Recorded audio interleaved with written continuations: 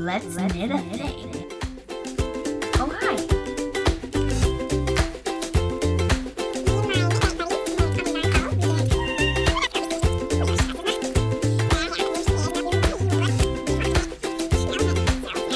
Once you grow sheep, you never grow cheap.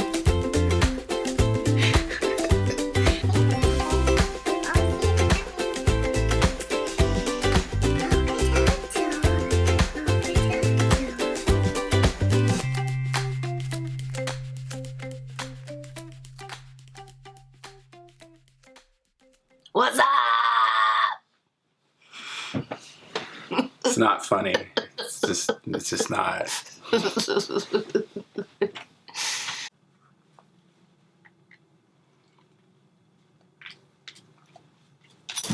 Jeez. Come here. What's happening? Has she got your toilet paper roll? Oh my goodness, what are you gonna do? What are you gonna do? Welcome to... What episode is this? I have no idea what episode. I will look. Welcome to episode whatever is across the screen. I'm Shannon, and this is a knitting podcast about knitting and being a better human. And you can find me on Instagram as Shannon Mariah and on Rav as shannonfisher. I have a question for you about how you use Ravelry. I will start a thread. Oh, we have a soxcetera Rav group, so if you'd like to come and join, I think we have over 300 people in there now, which is amazing and fun, and you guys are lovely and chatty, and I'm pretty good at keeping up except for in the introduce yourself, welcomes and intros thread.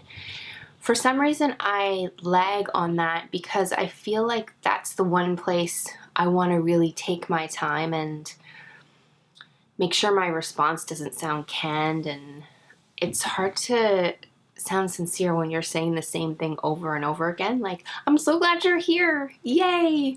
I think there's like about 4 new people in there who I have not said hello to. So I will get around to that, but hello for now, and thank you for joining, and I'm really glad you're there. I love that you're there. I love that you guys come and you interact with each other. That especially makes my heart happy, because then it's not just about me, it's about us building a community together, which is the whole point of this, I think. Oh, you can't see my stars. Now you can. I have a star sweater on.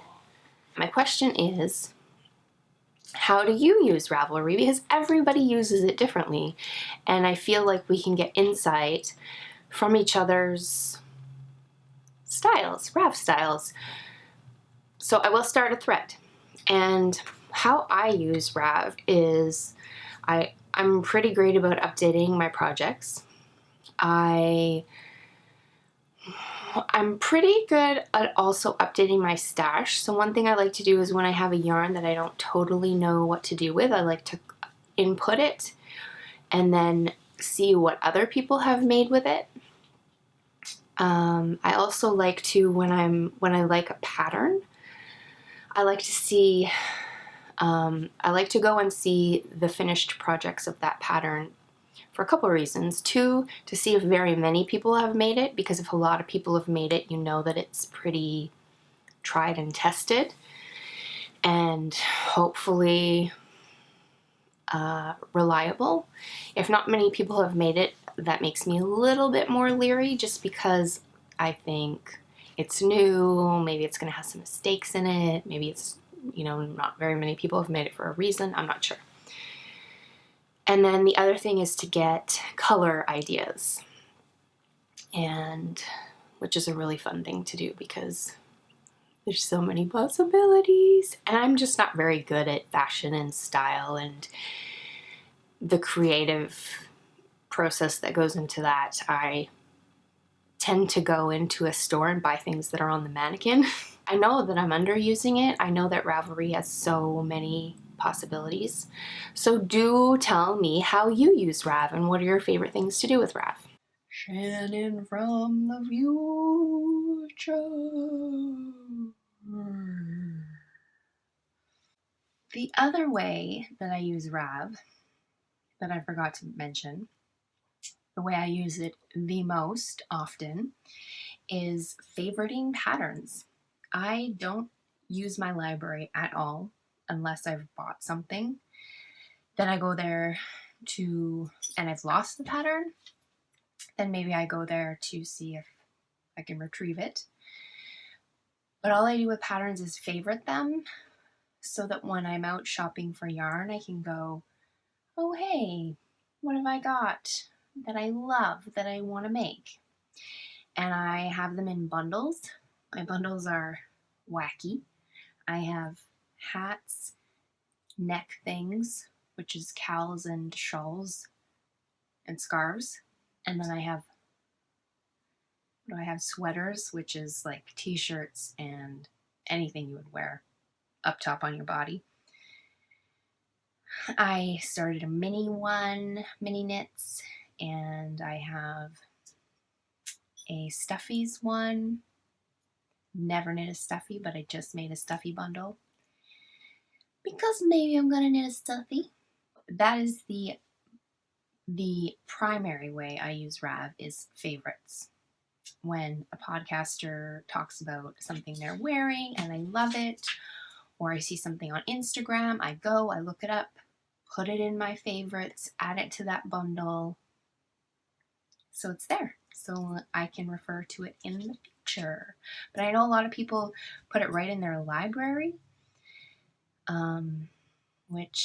or people queue things up right away. I have nothing in my queue. I don't think I've ever used my queue. I don't know how even I would use my queue. So if you use your queue and you love that, let me know.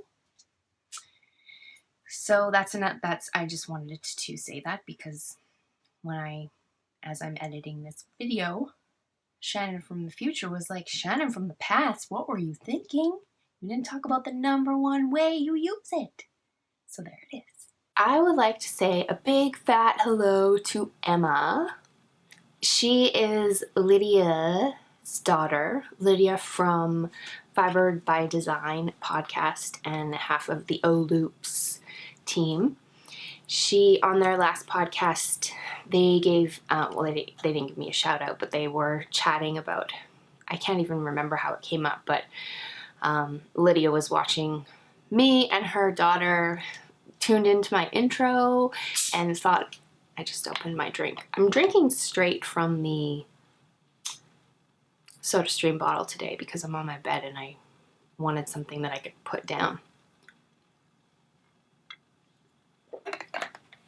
Anyways, she was watching and Emma happened to be in the vicinity and saw my intro and thought it was cool. And so I was like, well, obviously she's cool because cool recognizes cool. So I wanted to say hi, Emma, and thanks for watching and thanks for thinking I'm cool. I think you're cool too. Hopefully we'll get to meet someday. That would be awesome. The other thing I wanted to kind of be upfront about, and the reason I'm doing this is because it's a little pep talk for myself, but it's also, I don't know, I feel like sometimes if I'm struggling with a thing, maybe I'm not alone, and maybe talking about the thing that I'm struggling with will help other people feel not alone, because it's one thing to struggle with something and then it's a completely different beast of oppression to feel and to believe that you are the only one in the world who wrestles with something. And then when you find out, oh, other people do too, it's like, there's something about not being alone with that makes you feel like, okay, maybe I'm not as ridiculous as my head would like me to believe. So every single week, at least twice a week, typically while I'm watching other podcasts, I have the thought, I should stop podcasting. And this is pretty typical for me. It happens with my writing too. When I was blogging a lot more prolifically, my blog is kind of collecting dust right now.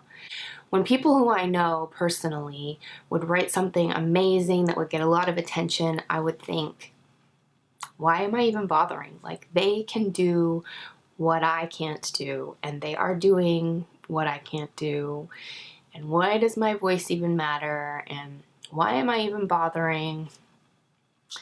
And so for some reason, while I'm watching podcasts throughout the week, I just feel like other people are doing this so much better. I'm trying really hard to just remember that I just need to worry about me. I need to do me, and you do you. And you don't show up every week to see someone else. You show up to see me and what I have to say. And, you know, you go to those other podcasts to see them and their style and what they have to say and be delighted by them. And so I don't need to be them. So in my head, I'm thinking, well, I'll never be that. So why am I even bothering? I'll never write like that. So why do I even bother? But I'll write like me. I'll podcast like me, and nobody else can do that. And sure, maybe other people have said what I'm going to say, they've written what I'm going to write, but they've never written it from my particular angle or with my particular style or voice. I need to do this for the pure pleasure of it. And I need to not worry about other people. I have this sticky on my desk that I brought with me today that I try to read every single day, and it is: self-actualized people are independent of the good opinions of other people. And to me, that means that even when I'm getting praise, I need to take that with a grain of salt, because that praise could disappear, and then does my joy for the thing that I'm doing disappear? And I think it's just really important for me to be grounded in doing a thing because I love it and because it brings me joy, not because my subscriber numbers are going up every week or because, you know, people are sending me lovely things. I need to just do it because I love it.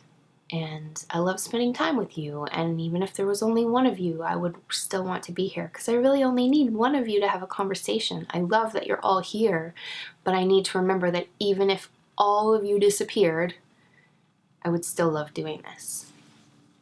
So hopefully that's helpful for anyone else who's having some imposter syndrome, comparison ailments. Don't worry about being somebody else. Don't worry about being as good as podcaster XYZ. Just be you. Because when I show up to your channel, that's what I want to see. I come to see you. And you are enough. PAL announcements. We're chugging along. People are starting to, I think we have 12 or 15 finished objects. I'm watching my mouth and it's like, ooh. I think I have the strangest, crookedest mouth. Anyways, we have about, 15 finished projects in the FO thread for the soxcetera color work Cal. So way to go, everybody.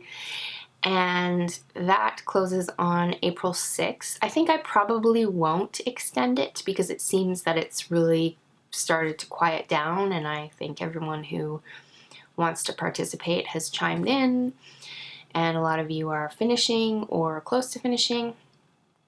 So we will still plan for April 6th for that to end, unless a couple of the there is one more prize that I'm expecting, and if that doesn't come in time, maybe I'll extend it. But one of the prizes did come, and that is Diane's bag. Diane from Gatineau, Quebec. She is the one who sent me this bag.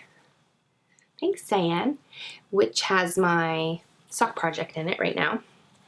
So these are great little bags, and so I get to keep one for myself, and then I'll use one for this giveaway and one for a future giveaway. This one has kitties on it. This one has lighthouses. And then this one has fun little birds. I don't know what kind of birds they are. I'm not up on my bird language, my bird knowledge. I'm not very bird savvy. But yeah, they're beautiful bags. And Diane wanted to let you know that she is selling these bags now. She doesn't have an Etsy shop or a website, but she has an email address. And I will put that information in a thread on the Rav group so that you can contact her if you would like to buy one. I forgot to look at the prices she gave me, but I will put that information in the group as well. They're lined really nicely. The stitching is nice. They're really solid, pretty bags, and they're super simple, and I love that they have this little handle on them so you could be knitting while standing, knitting while walking around if that's something that you do. Give her some support if you're in the market for a bag.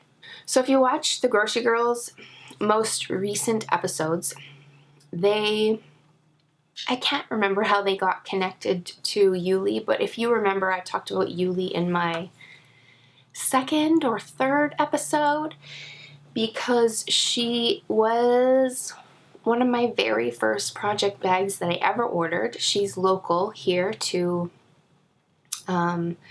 Vancouver, Greater Vancouver District. And so I bought this project bag off her, which right now I have my sweater in. And I love this project bag so much. It's drawstring, it's quilted or something. I don't know, it's squishy feeling. It's just really, it's got a boxed bottom. It's really beautifully made. So Yuli and I had a conversation right when I bought this bag on Etsy, and I found out that her daughter Erica was diagnosed with cancer in November, and I believe Erica is the same age as Emma. I think she's 13. So they've been spending a lot of time in the hospital doing chemotherapy, and as a result, Erica has taken up knitting, which is so cool. And Yuli has been sharing a lot of Erica's projects and progress on Instagram. And so somehow Tracy got connected with Yuli, and there's someone Tracy and someone else, I can't remember, Sue something, is organizing for people to send Erica some yarn or maybe a mini, because I think Erica's making a sock blanket. So if you are so inclined and would like to get in on that, sending Erica some inspiration, just brightening her day, you can go to the Grocery Girls Rav group and you can DM them for Yuli's address to send Erica some goodies. The whole point is just to surprise Erica with yarny goodness and keep her days bright and keep encouraging her to knit, which I think is amazing. And I was so excited to hear Yuli's name on there. I was like, Yuli, I know Yuli. And we almost met up at Fibers West, but I think she was having a pretty overwhelming day, so it just didn't work out. Our paths did not cross. But I am definitely going to get in on that, so maybe I'll even take it to her in person. So yeah, if you're interested, head over to the Grocery Girls group and get in on sending Erica some yarny love. And I don't know if Erica watches, but hi Erica, I love seeing your projects posted when your mom shares them, and I know you have an Instagram feed too, so that's really great. And go you. Finished objects. I don't know if I have one finished object or two hose. I'm really not sure, because I finished my stripy socks. A couple people in my knit night group really want me to just have these as a pair. They want me to have mismatched socks, which I think is a fun idea. So maybe I might do that. I will not knit with this yarn immediately again because I need a mental break from it. It was really lovely to knit with, and I love how these socks turned out. They fit probably the best out of any sock I've made. I knit them with my 2.25 Knit Picks needles, which I didn't love, but I was enjoying them more than the 2.25 carbons. That's another reason that I like knitting 2 at a time, is because by the time I'm done, I'm sick of that yarn. And I think if I did it 1 at a time, I would definitely have second sock syndrome, because I would just be like, ugh, I need a break from that yarn. Like, it's beautiful yarn. I love it. But I just need a beauty break from it. I have too many other exciting things to move on to. My next pair of socks will not be out of this yarn because I'm too excited. I want to use a different pair of yarn, but I will eventually get to knitting up another pair out of those 2 balls of Scrumptious Pearl, because I obviously have quite a bit left. So these were supposed to go in 2 cals. They were supposed to go in, and this is my first Fish Lips Kiss Heel, which I have a pretty flat foot, and I've heard that people say that the Fish Lips Kiss Heel doesn't fit very well when you have a high arch. So I think this, because it pulls quite a bit, makes the top of your sock fairly snug. So I don't have that problem. I like that it's snug because my arches completely collapsed while I was pregnant with Emma. So I have a very flat foot. So first Fish Lips Kiss Heel, and I really enjoyed doing it. I'm still not convinced that I love it more than the Fleagle Heel. I'll have to go back and do the Fleagle Heel and see. But I think I did pretty well. I didn't end up with any holes or anything. Yeah, and it's a really nice fit. So what I was going to say about these were supposed to be in Pin Feathers and Pearls with Candace is doing a stripy sock cow. And then Jenny from Lone Larch is doing a Canadian patterned sock cowl. And these would have qualified for both because they're stripy. And it's a Canadian yarn. And it's by a Canadian designer, me, because I didn't follow pattern. I just did my own thing. But then I watched Candace's one of her most recent episodes, and she said, now needs to be more than a ankle high sock. And because I do toe up, I could have continued knitting, but I feel like these took me forever. And as I mentioned, I really am reaching for the shorty socks in my sock drawer. So I just tuckered out. So I don't think they qualify. I'm assuming that Jenny has the same rule that they can't be an ankle sock. I'm not sure. So first cal I was gonna enter, and I completely blew it. But I did, just in case Candace would have mercy on me. I went as far as I could. I knit as big as a leg as I could go. It's like 3 inches, 2.5. And then I started the cuff, and I did a twisted rib 2x2 stitch, which took me, I'm gonna say it took me 4 hours. It was tedious and long and slow, so maybe that makes them count. Because I took that extra effort? I don't know. Puppy dog face. It's totally fine if they don't qualify, guys. Because I still have a pair of socks that I get to love and wear. Yay. So those are my hose/bows. And that's my only finished object. And as I said, I kept those in my Diane bag. And this is how much of those balls I have left. quite a bit, enough for another pair of socks. Yeah. Very, very fun. So that was my first experience with Scrumptious Pearl. Definitely recommend that yarn. I love it. Would buy it again. Works in progress. I'm going to save the rest for last. So what I'm going to show you now is the Broadway shawl, which I started knitting up with this Briggs Little scratchy yarn that I got from Fibers West. And man, you guys, if I had just knit straight on this, I'd have been done. I'd have been done like 4 days ago. This is such a fast potato chip knit. The Broadway shawl. Look at how pretty it is. It's so pretty. I'm so excited about this. It's so scratchy.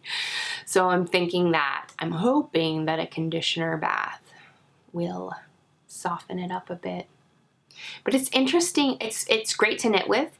It's very flaky, like the fibers, the scratchy woolly fibers kind of fly out and get everywhere, and like every once in a while I get one in my eye while I'm knitting, so that's a little uncomfy.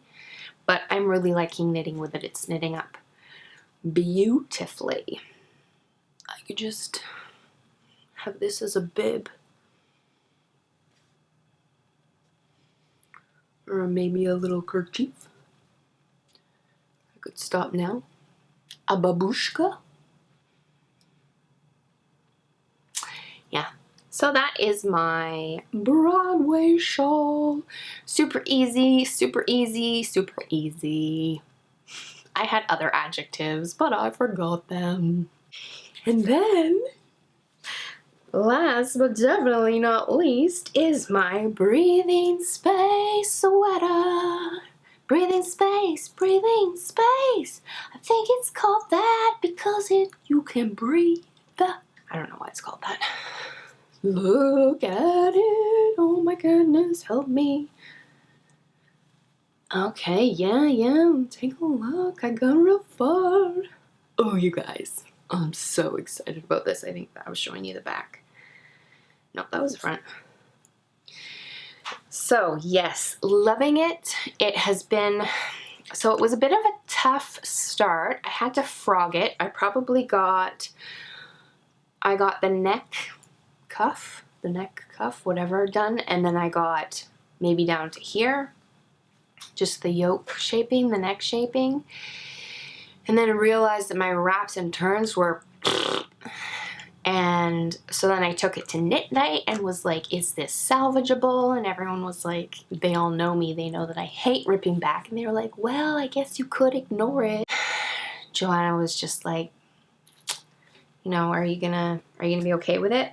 And I knew I wasn't. So I ripped it out, and then I got to the cuff, and then I redid the cuff, and then Joanna was like, let's meet for coffee, and I will monitor you while you do your reps and turns.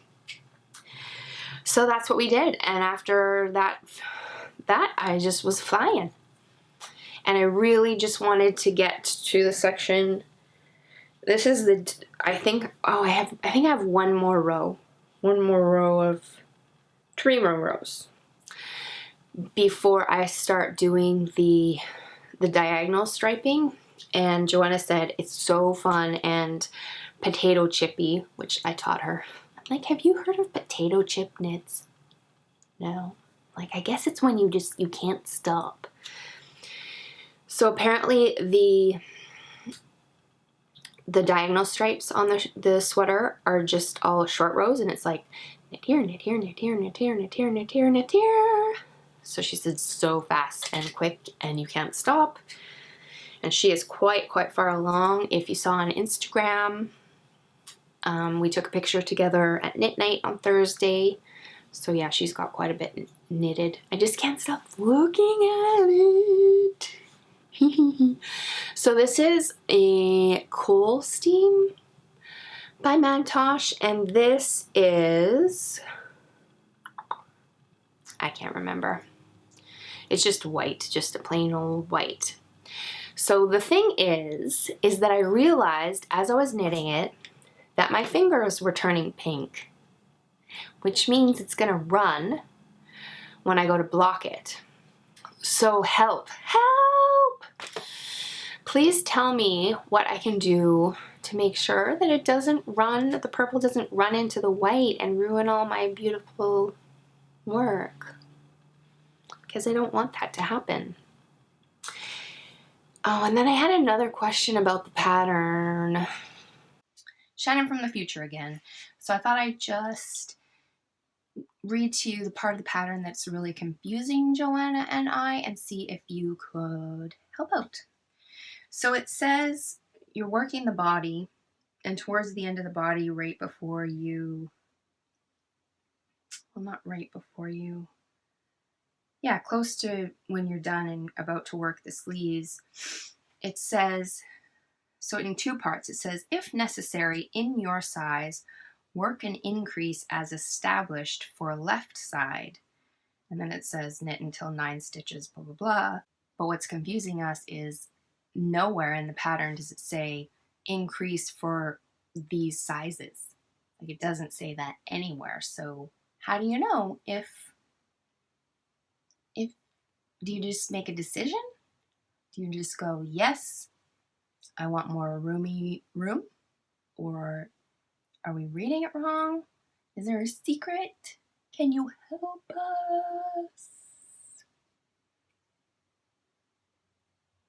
Please, people who know more than I do, help me.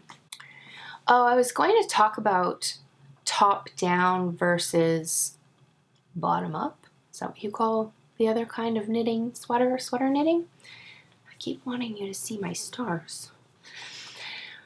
So what I've heard about knitting raglan sweaters, top down sweaters, is that they're faster and maybe easier, but they don't wear as well because there's no seaming to reinforce their structure. So especially if you're knitting with a heavier yarn, once you're wearing the sweater, it will just grow and grow and grow because gravity will pull it down.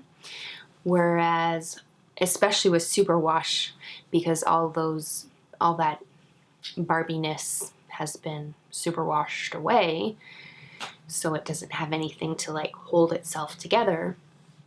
Whereas with bottom up sweaters where you knit it in pieces and then seam it together, it gives it a lot more structure so it holds its shape better. This is the very first sweater I ever knit was Flax by Tin Can Knits, and you can see I talk about that in my first episode. And then I'm working on my first bottom up knit. I've got a sneeze like right there. I think it's leaving. Yeah, we're okay. So right now, my Weasley sweater that I have not been working on at all is a custom fit sweater. Custom Fit, if you haven't heard of them, that's a website you should definitely check out.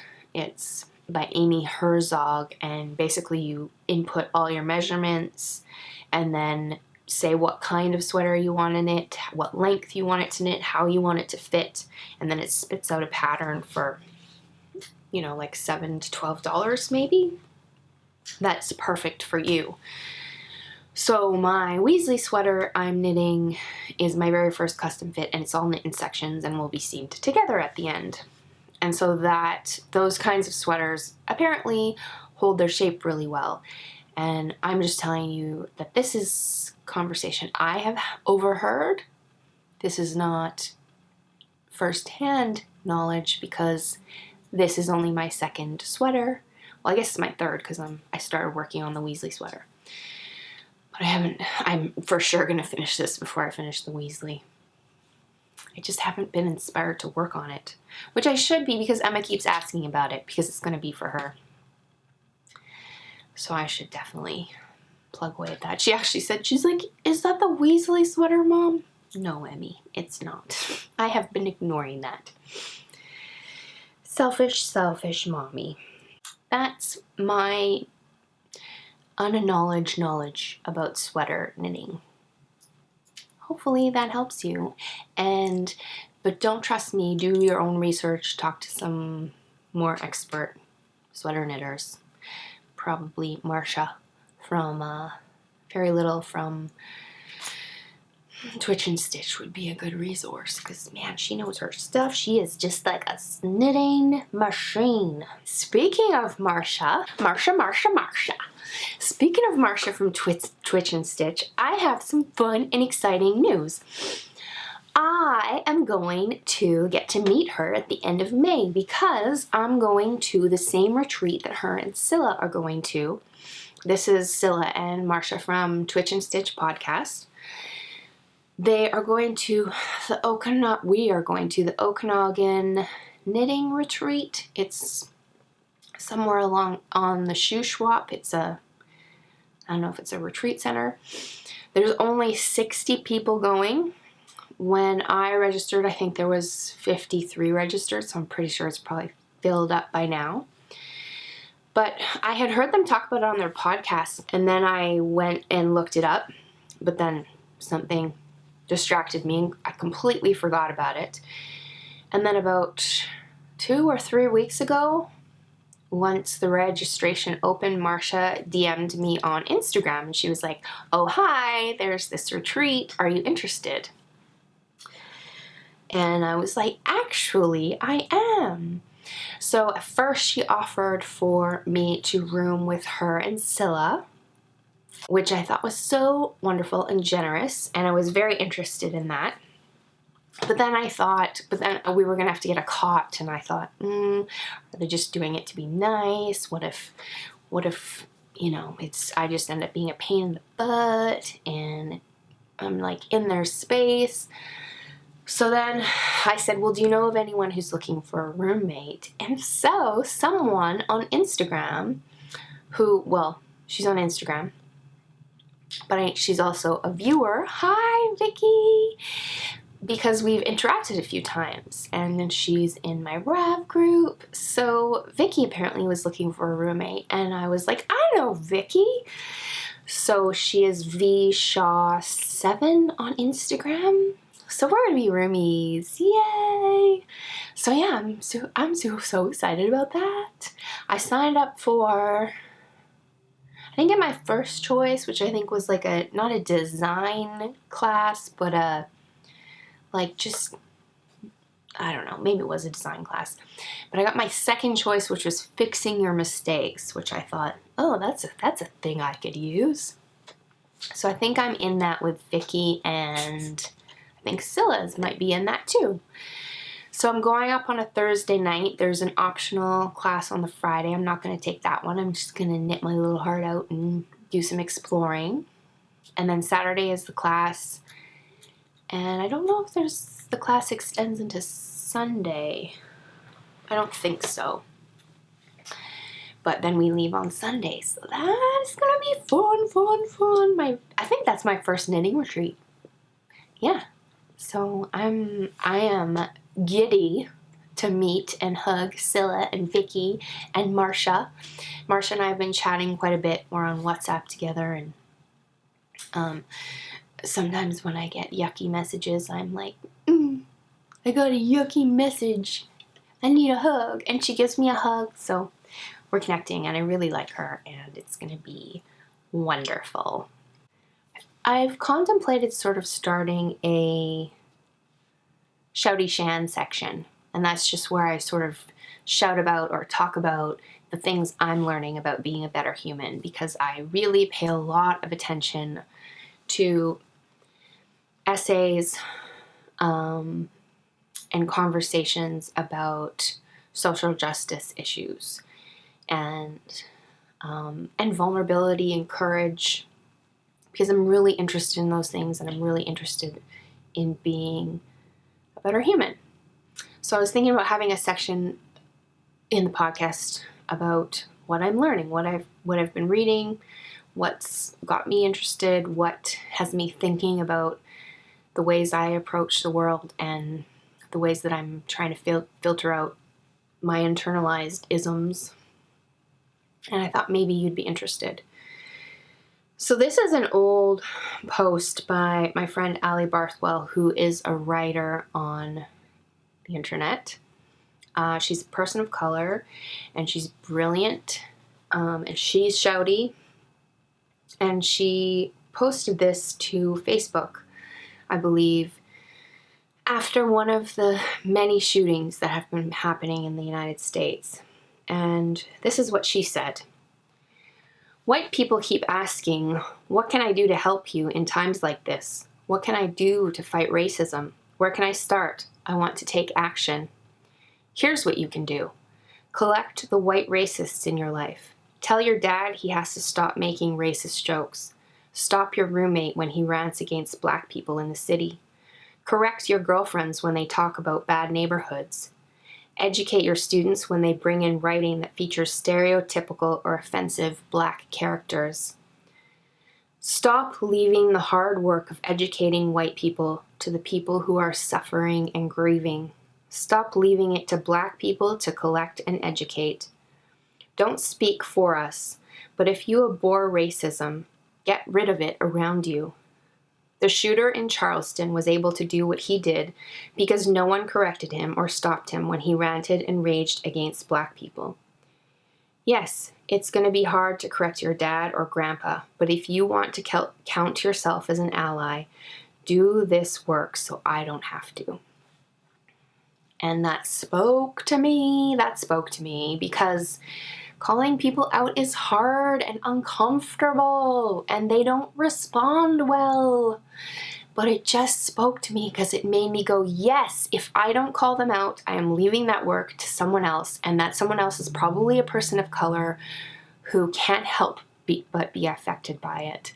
And so it is my job. I am part of the culture that created this racist culture, and it is part of my job to help make it better. So I loved that. I loved it so much. So hopefully that speaks to you as well. I have a couple of thank yous. I just realized that I completely forgot some stuff in my office. Part of why I like filming in my office is because everything is just there. But Steve and I have figured out that with this camera, the best way for us to set it up, because I don't know if you noticed episode 8 and 9, I think it was like Zoom constantly trying to find me, so it was like people were getting motion sickness. I didn't want that. And the way it is in my office, Steve couldn't get behind it to do a manual focus, which we realized is probably the best setup until we figure out any other kind of solution. But so I'm in the bedroom for now because this is where we have some good lighting, and this way he could get behind it to focus on me. And that's my story, and I'm sticking to it. Completely forgot what I was talking about. I have a thank you to Sue and Chelsea because they sent me a package, and it is wonderful, but I didn't bring any of it in here. You can go and look at a picture on Instagram. They sent me some minis in a really fun way. Sue, I'm assuming it was Sue because I don't know why. Because I'm making an ass out of you and me.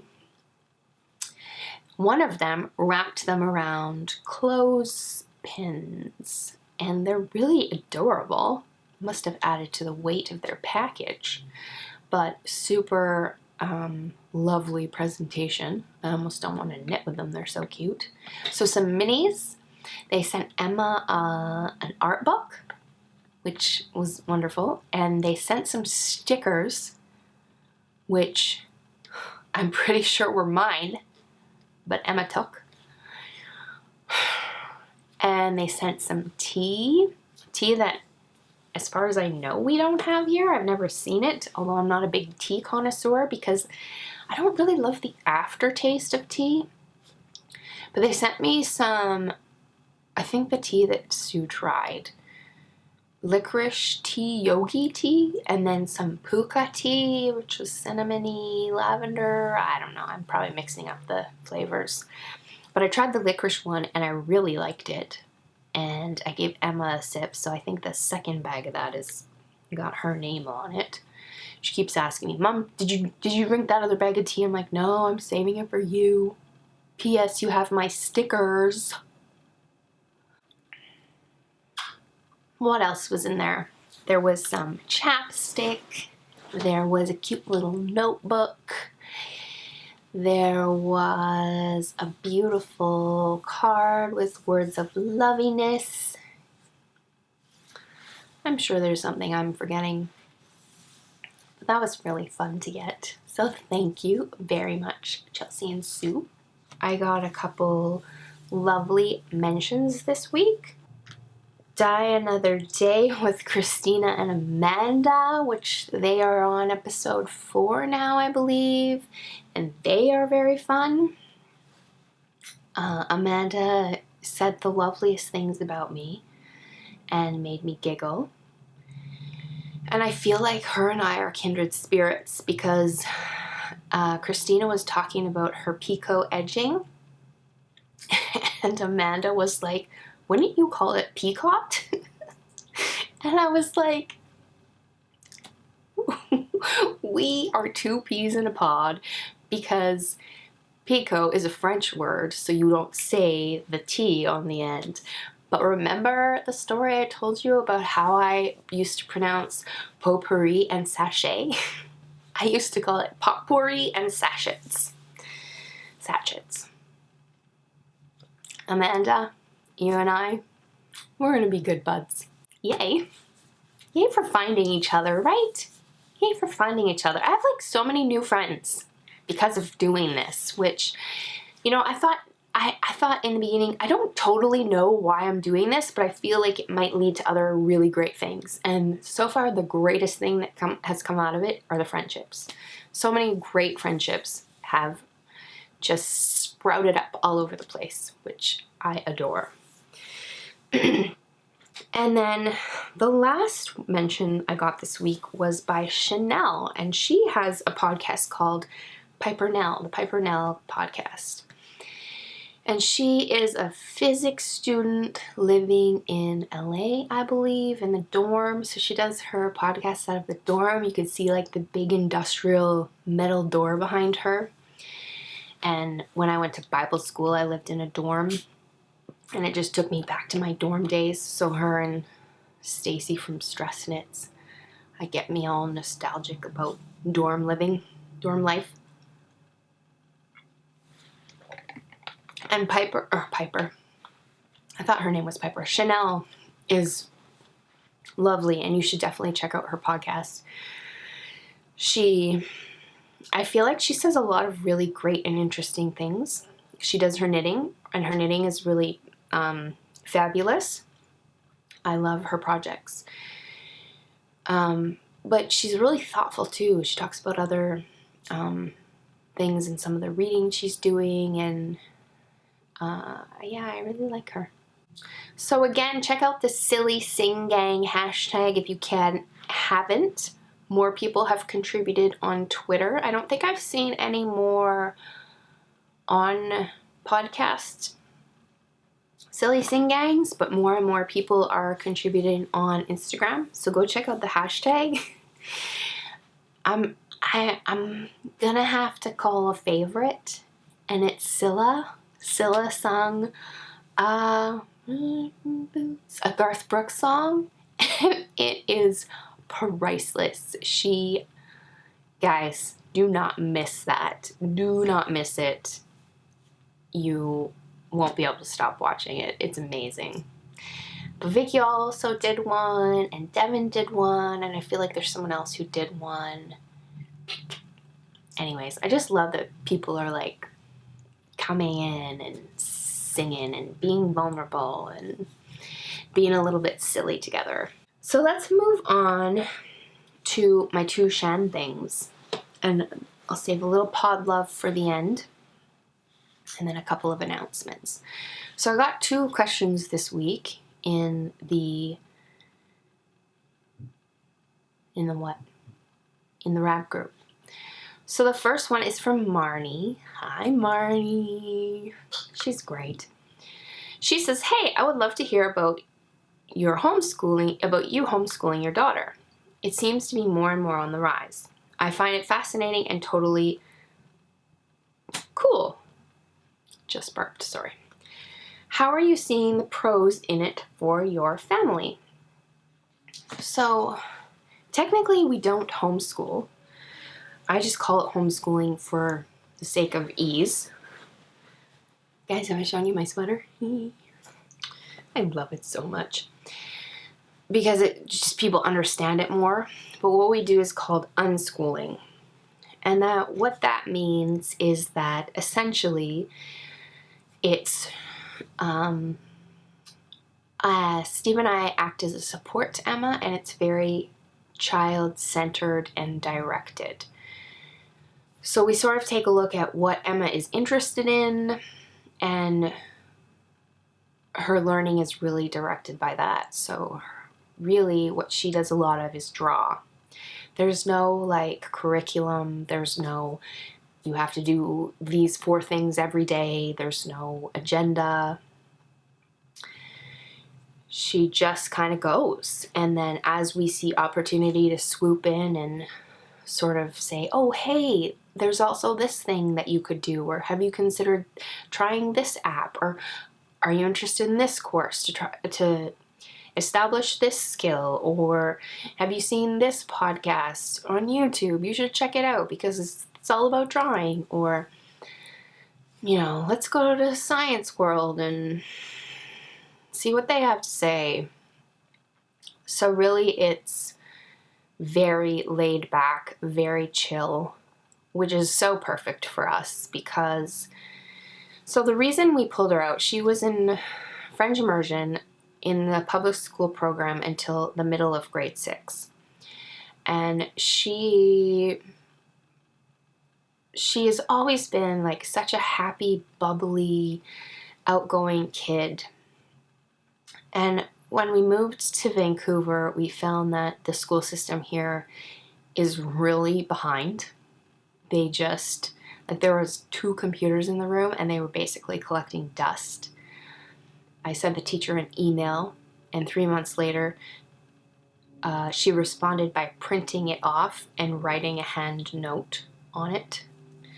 And so, which is fine, whatever, but they're just really behind technology-wise, support-wise, idea-wise, and I felt like, there was a lot of paper pencil desk work, and as someone who taught in the Alberta system, I feel like in Alberta, they're always looking for new, which can be very overwhelming as a teacher because it's all the new things all the time. When am I going to have time to learn all of this and work it into my program?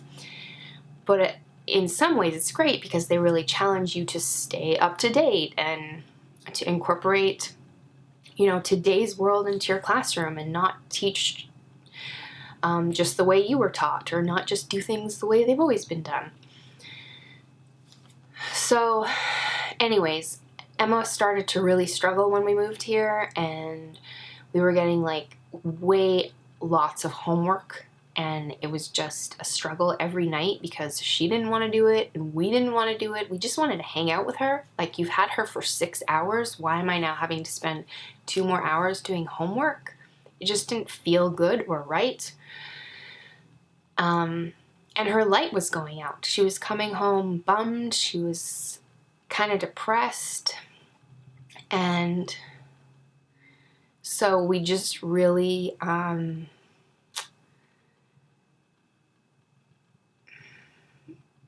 very impulsively actually pulled her out. And, we talked to her about it. We said, would you be interested in learning from home? And at first we thought we were going to be doing homeschooling. But then I signed her up with a program, and the program has learning coaches.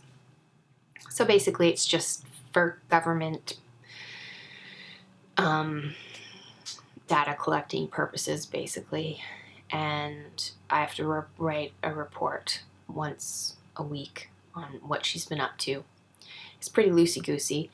But the learning coach we got assigned to us, Jenny, who is wonderful, is unschooling her own son. And So she started talking to me about that, and I think she could tell right away that it was kind of my style. And so I just started researching it, and it just seemed amazing and perfect for us. So that's what we've been doing, and it's not been like smooth sailing. When you grew up in a public system and it's, you know, that kind of learning is all you know, you have that internalized stigma of this is how you learn. These are the things you need to learn to be successful in life. So sort of like we were a little bit lost for a while. There was a little bit anxiety around that for Steve and I and Emma. So once we learned more and started asking questions, it just got better. And I feel so good about the decision because, oh man, I do not miss packing lunches. I do not miss going through her, you know, daily agenda and signing 43 pieces of paper and, you know, losing 3 of them and having to get them sent back home and, you know, collecting money for whatever. Like it just was like, it felt like school was like almost a part-time job. Like just so much going on.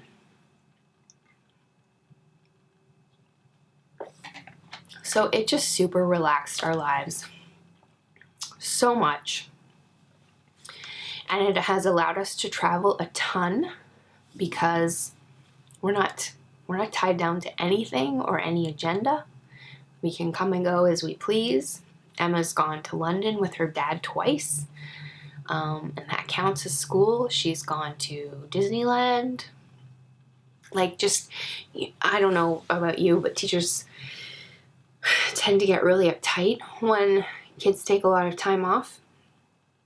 And especially in the elementary years, I find that philosophy ridiculous because I just think they're going to be fine. Like, they are fine. It's not like you're preparing for departmental tests. Like, they're in grade 2 and 3 and 5. Like, they're fine.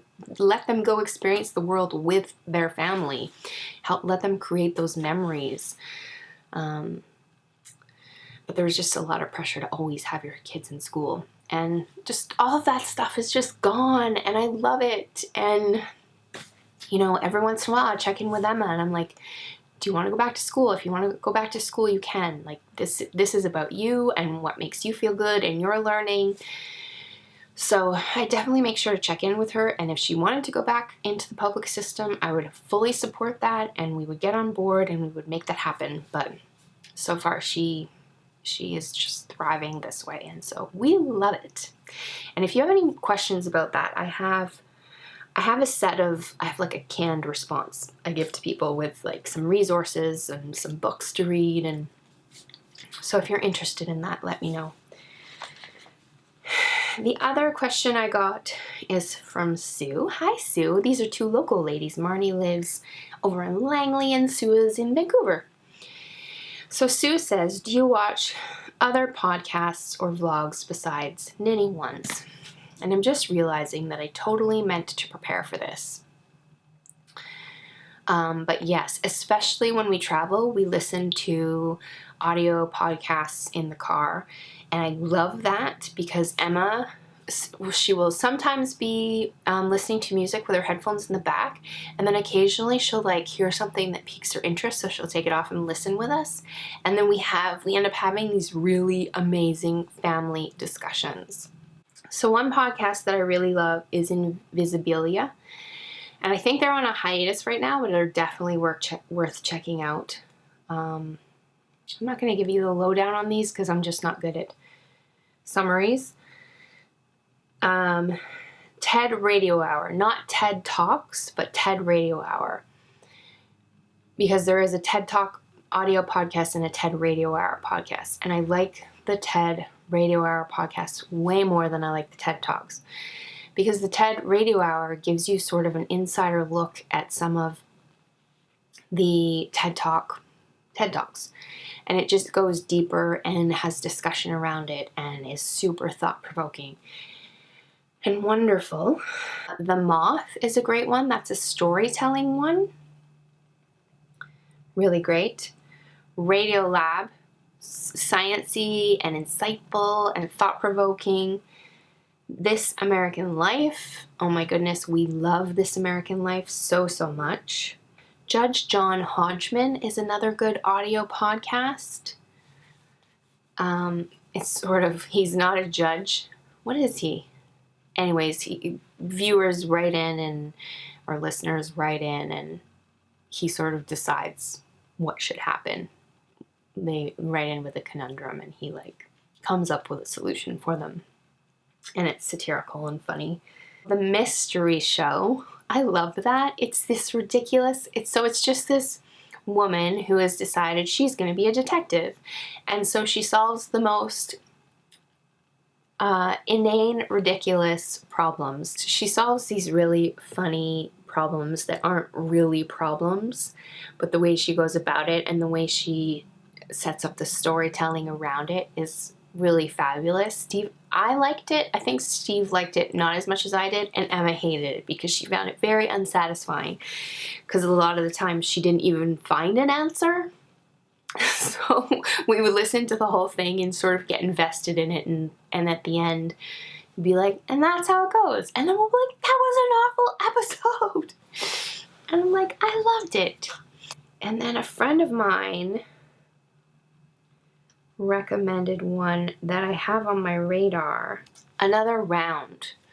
Another Round is a podcast that my friend Cecily recommended, and I have not gotten around to listening to it, but she said it's fabulous, and she's brilliant and thoughtful, and so I definitely want to check that one out. And then as far as video podcasts or vlogs, I also sometimes I used to exclusively watch makeup videos, like all the makeup videos.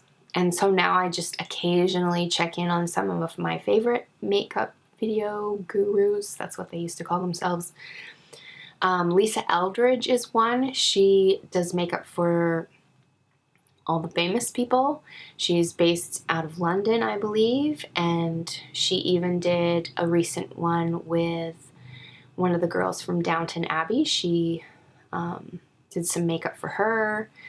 And so it's just really, she does such a good job of showing you how she goes from like just a blank canvas to whatever she does. And she does tons, a real good range of looks, like just a plain no makeup look to like a really glam, glitzy look, which I love. So Lisa Eldridge is definitely one to check out if you're into makeup. There's a couple others, and if I think of them, maybe I'll start a podcast thread and you can talk about your audio and visual podcasts that you just love. So look for that. Thanks for asking that question, Sue. Shannon from the future again. I forgot that Gail from Chestermere, Alberta, asked a question a week ago, and she says, my husband and I have visited Vancouver for a week every August for years. Hi, Gail. Say hi. And have lucked out and have never really had to deal with very rainy weather. My husband is thinking of retiring soon, and we wonder if we should make the move to the Vancouver area permanent. When I mention it to friends and family, they all say the rain and gloom would be too hard to deal with. What have you found since your move? Well, for sure there's rain and there's gloom, but I find it short-lived personally. When I'm in the thick of it, it's hard to remember that it will end because the gray here is very thick. And it can rain for days and days at a time and you don't see the sun, whereas I know in Alberta it can be freezing cold out, like ridiculous low temperatures, and still be beautiful sunny, which is really good for the psyche. But here, I think the first year we lived here, I was feeling really down and I had no idea. I mean, other than my depression, I was just like, what triggered this? And then someone said, maybe it's the 12 days of rain that we've had and that we haven't seen the sun. And I was like, oh, that's it. So when the sun comes out here in the winter, you really feel it and you want to get out. So definitely that is something to consider, especially if you have any kind of seasonal affective disorder or mental health stuff going on. It's something to take into consideration. But for me, the payoff is that I can be out all the time and the weather is reasonable. Even when it's crazy rainy, it's great to be out. And it's a short, gloomy season. Whereas in Alberta, I felt like here comes the snow, middle to end of September, and this is all we'll see till April, sometimes May. So it just felt like a really tough slug for me. I mean, I love Alberta. It has my heart for sure, but I was pretty done with that kind of weather by the time we left. So the payoff is a really short, thick, gray season for sure, but the spring and the summer and the fall are breathtaking here, as they are in Alberta for sure, but that season is just so much shorter in Alberta. Like just when you think you can't take it anymore here, it surprises you. January, February, end of February, the blossoms are starting to come out. So just like, surprise, you're gonna be okay. So I would maybe say come spend a winter season here if you're wondering if you can handle it. Come in the thick of it. Come and do an Airbnb or see if you can do a house swap and just do it. Yeah. I love it here. I really do. Yay, Vancouver. My pod love this week, I have 2. And one goes out to Sarah with the Make Things Club. She's based in Edmonton, and her podcast is wonderful, and you should most definitely check it out. She does all kinds of crafty things, and she's just really wonderful to listen to. She's pretty authentic and real. She's talked a little bit about living with depression, and she was off work for a while, and I think her sister-in-law is a Canadian knitting audio podcaster, and I can't for the life of me think of what that podcast is right now. But Sarah from the Make Things Club, check her out. And then Knits and Beads with Lorelei. And Lorelei is somewhere in the States. I'm not totally sure where. Stars. And she's also a jewelry maker, and I think she's a new knitter. I feel like she is just because of the way she talks about herself. But she's just super down to earth, and this is who I am, and take it or leave it. And I think one time she said something like, sorry if I swear, shit happens. And I was just like, sister, we are friends. And then, what else about her? Oh, she also did a Silly Sing Gang, so she'll be on that hashtag. I think she did a rap song. I'm really not cool, so I don't know the song at all, but she did a good job with it. Oh, and then one thing I forgot, an acquisition I forgot, it's right here in my bra, because Neville was up here and he wouldn't leave it alone, so I had to hide it. I got this lip balm at Fibers West but I forgot to mention it last week. And I'm loving it. And it is by Sandy, and I cannot remember her. She has a site where you can go buy her stuff, but she makes all her own products. And this is a lip balm, and it's got beeswax, coconut oil, palm oil, jojoba oil, and wintergreen essential oil. It smells so good. And it's just really nice and soothing on my lips. And I love it.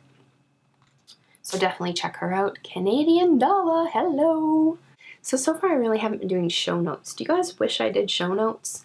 I put all the information I feel like you'll want in my down bar down there. Is that enough for you, or do you wish I did show notes? A couple reminders. Join the Rav group. If you haven't, love to see you there. Hit the thumbs up. I've been hitting the thumbs up on all of the podcasts I've been watching because it's such a super simple way to give such a really, simple feedback. Like, yes, I liked this. You're doing great. Keep going, please. I want to hear more from you. So hit the thumbs up if you think of it. There's still time to cast on for the color work. There's lots of little patterns to do if you haven't. Join the Silly Sing Gang on Instagram. And if you're a maker and donating to this cal or any of my future cals would bring you joy, then please be in touch with me. And those are my announcements. And that's this week's show. And thank you so much for showing up here every week. And thanks for being part of this community. And thanks for sending me messages on YouTube and messages on Rav, and for giving me that thumbs up, and for subscribing, and for recommending me to your friends, for posting this on Facebook. Someone found me from Facebook, and I'm like, I don't share this on Facebook. Someone else must have shared it. And I thought, that's so amazing. And I have had a couple other friends go, I don't knit, but I have friends who knit. I'm going to send this to them. So that's been really lovely too. So I'm so glad you're all here. I'm so glad we get to do this together every week. And I love what doing this has done for me as a knitter and as a human being, and that it brought you to me and crossed our paths. And big love and squishy hugs.